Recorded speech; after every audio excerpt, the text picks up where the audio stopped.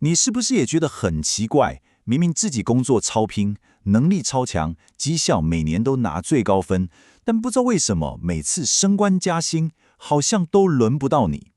如果你心里曾经闪过这个念头，那今天这支影片你绝对要看到最后。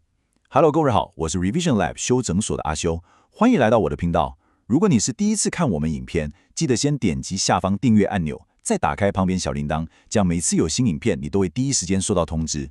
也帮我按个赞，让 YouTube 知道你喜欢这种类型的内容。谢谢大家，我们现在正式开始。OK， 今天我们要来深度拆解一个非常多优秀人才，特别是很多杰出女性都会遇到的职涯天花板。为什么你明明无可挑剔，升迁之路却总是卡关？今天我们的分析会分成5个部分。首先，我们会探讨一个很吊诡的现象，叫做能力悖论。为什么你越能干，反而越升不上去？接着，我们会揭开一个影响你升迁的关键，也就是那个占了1/3权重却很少人提的消失的33% 成功方程式。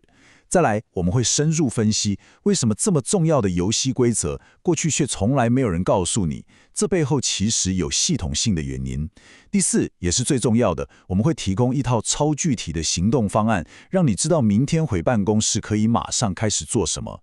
最后，我们会用一个真实的案例收尾，看看主角是如何应用这些方法，成功拿回职涯主导权的。好，那我们就从第一点开始来聊聊这个卡在中间不上不下的能力悖论。这是一个非常普遍，但又很少被拿出来好好讨论的现象。很多人其实都深陷其中，但自己却完全没有意识到。我们先来看一个数字，这个数字很有趣，也很有代表性。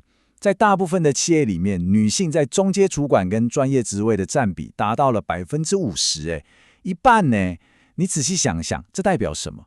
这代表在公司的核心骨干，也就是撑起整个公司营运的中间层，女性的能力贡献跟人数是完全撑起半边天的。这一点我相信没有人会怀疑，对吧？但真正的问题就从这里开始。你看这张图表，这个落差真的会让人倒抽一口气。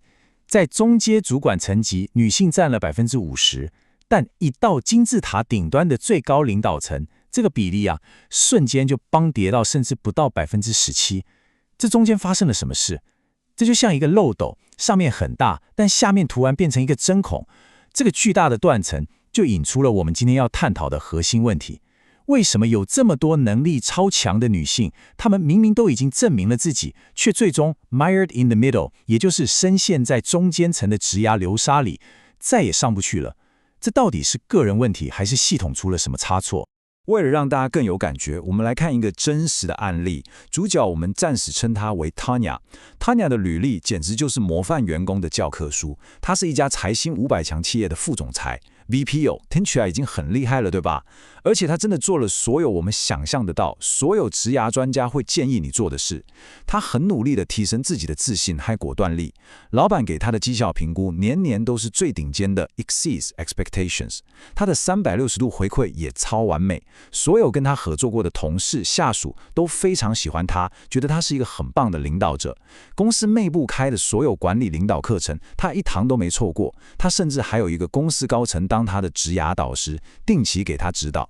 最重要的是，他展现了超强的企图心，主动跟老板说，为了晋升，他愿意接受任何挑战，包含外派到其他国家。他做的每一步都完全符合我们对一个理想员工的所有想象。但是结果呢？Tanya带着非常深的挫折感说：“我已经连续2次眼睁睁地看着晋升的机会从我面前流走，我真的不懂，我到底还能多做什么？”听到这里，你有没有一种强烈的既视感？是不是觉得Tanya的故事好像就是你，或是你身边某个优秀女同事的真实写照？你明明把所有事情都做到120分了，也照着大家的建议去做了，但最后那个机会却给了别人。这到底是为什么？重点来了 ，Tanya 之所以会卡关，绝对不是因为她不够努力，也不是因为她不够优秀，而是因为她还有我们绝大多数的人都不知道一个隐藏版的成功方程式。这个方程式里面有一个占了高达33%权重的关键要素，是大家常常忽略，甚至从来没有被明确告知过的。在我们揭晓那个消失的33%之前，我们要先来理解一下。一般来说，成功的领导力是由哪3大支柱所构成的？第一是发挥你的个人才华，这很好懂，就是你的专业技能、你的自信、你的个人品牌等等，是你自己的硬实力跟软实力。第二是激励他人发挥才华，这就是带团队的能力，包含沟通协调、赋能他人、建立团队文化等等。第三是为公司实现商业策略目标，这3个都很重要，缺一不可，对吧？但是，当公司在考虑要提拔谁进入最高决策层的时候，这3根柱子的重要性并不是1:1:1。这张图可以说是今天整个分析的核心。你可以把晋升的成功方程式想象成一个圆饼图。刚刚讲的3大支柱，表面上看起来各占了1/3。第一个1/3个人才华，第二个1/3团队合作。这2块就是大部分职涯建议公司内部训练会聚焦的地方。而最后这1/3就是我们今天的主角——商业敏锐度 （Business Acumen）。它包含你对公司整体业务的理解，对市场的策略性思考，还有对财务数字的敏感度。而这一块就是我们说的消失的33%。它之所以消失，不是因为女性没有这个能力，而是因为在我们长期以来所接受到的职涯建议和训练里，这块的重要性被严重低估了。现在最关键的资讯来了，这真的可以说是今天影片最大的爆点。虽然这3块看起来是均分的，但在决定高阶主管，也就是 Director、VP、C-Level 这种等级的升迁人选时，我们刚刚标示出来的那个绿色区块，也就是商业策略与财务敏锐度，它的评分权重是另外2项的整整2倍。你没听错，是2倍。这代表什么？这代表当你爬到一定位置之后，公司大老板在看你这个人，早就不只是看你的专业能力有多强，或是团队带得多好了。他们更看重的是你到底懂不懂这门生意，你能不能跳出你的部门，站在整个公司的角度去思考问题，你做的每一个决定能不能为公司的营收、利润带来实质的贡献，这才是晋升到金字塔顶端的真正入场券。听到这里，你一定会想，哇，既然这件事这么重要，根本是升迁的关键，那为什么过去从来没有人告诉我？接下来这点超级重要，我们要来揭开3个系统性的盲点，正是这些盲点导致这个关键的33%建议就这样被大家，尤其是女性工作者系统性的忽略了。第一个原因是传统职涯建议的局限性。你看左边这栏，我们过去几十年来给予女性的职涯建议，绝大部分都是围绕着要更有自信、更果断，要建立你的个人品牌，要找一个好的导师，要努力扩展人脉。这些建议有没有用？当然有用，但他们最大的功能是帮助你从职场新人晋升到中阶主管这个层级。可是当你想要从中阶再往上突破到高阶时，游戏规则就完全变了。真正需要的能力是右边这栏的商业敏锐度、策略性思考以及创造财务影响力的能力。传统的建议并没有跟着职级的提升而升级，这就像你拿着新手村的地图，却想去挑战最终魔王一样，当然会一直卡关啊。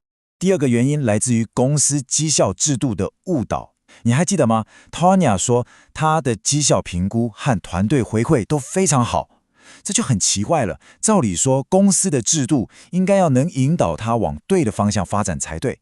但研究发现，大部分公司的绩效和人才管理系统有高达 75% 的内容，也就是压倒性的3:1的比例，是聚焦在员工的个人与人际技巧上，只有少少的 25% 是关于商业与策略敏锐度。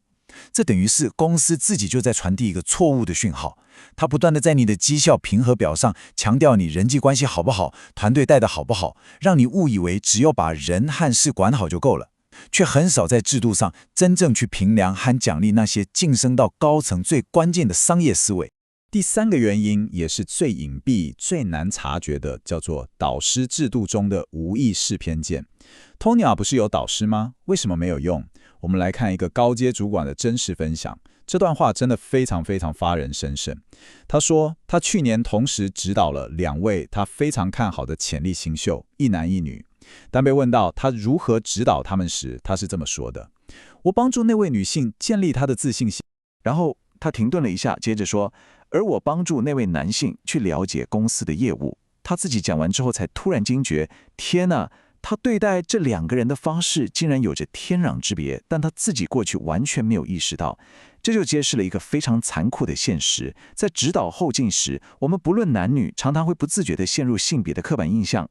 我们会潜意识地去教导女性如何表现得更自信、更讨人喜欢，去教导男性如何看懂财报、如何制定商业策略。这就是为什么很多男性好像自然而然就懂了这些公司的潜规则，因为他们在很多非正式的交流和指导中，早就被点通了那最关键的任督二脉。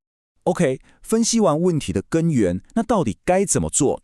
接下来我们就来提供一套超级具体的行动方案。这部分很重要，不管你是想自我突破的个人工作者，还是公司的领导者，都有可以立刻着手的地方。首先，对于有企图心的个人来说，有4个关键步骤。第一，也是最重要的，立刻把你的学习重心从钻研个人技巧转移到培养商业敏锐度上面。第二，去彻底搞懂你公司的策略是什么。我们公司今年最重要的3个目标是什么？主要的财务目标是什么？像是营收要成长多少，利润率也要达到多少。第三，练习去阐述你手上正在做的工作如何对公司的财务产生具体贡献。第四，把你对商业的洞见巧妙地融入到你日常的工作汇报中。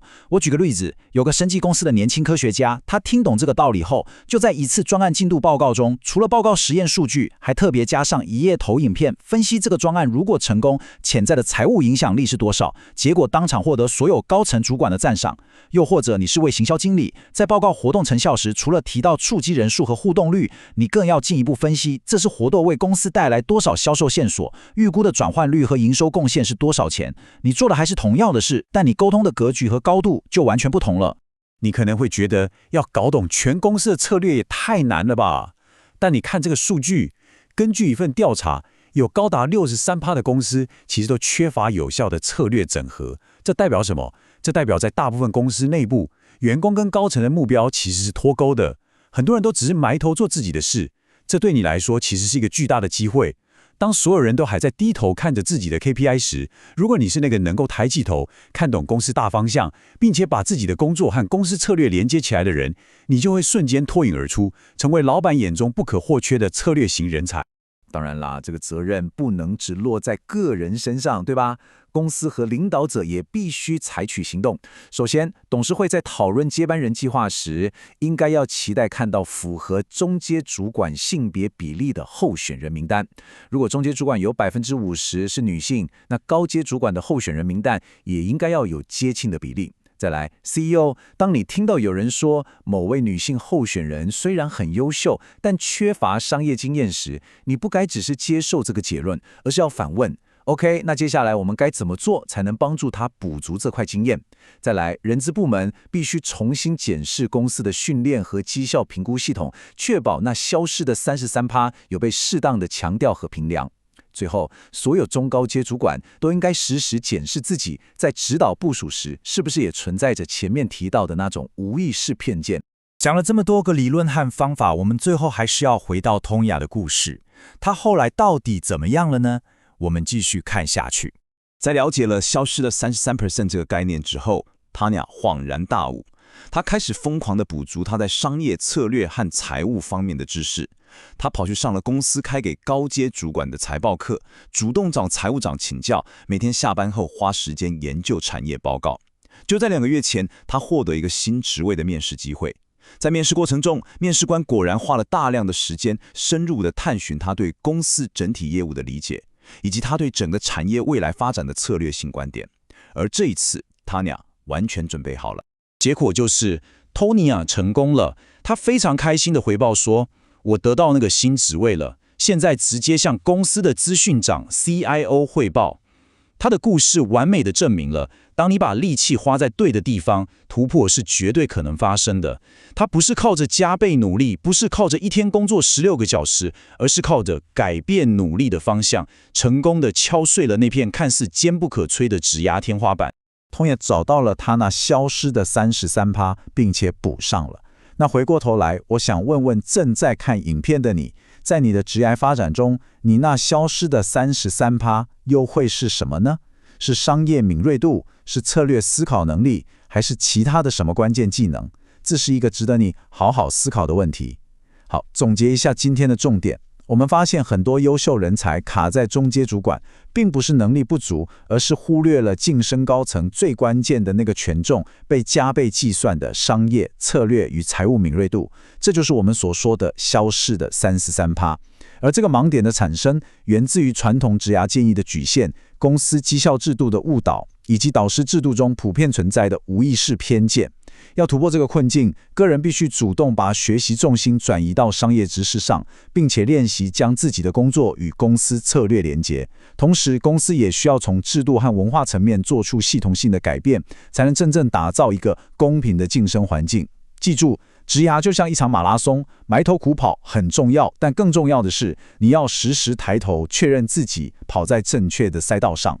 今天的内容就到这边，如果你觉得这一集有帮助，记得马上点赞、加订阅、加开启小铃铛。我们正在冲订阅，需要你的支持。我是阿修，我们下次见，拜拜。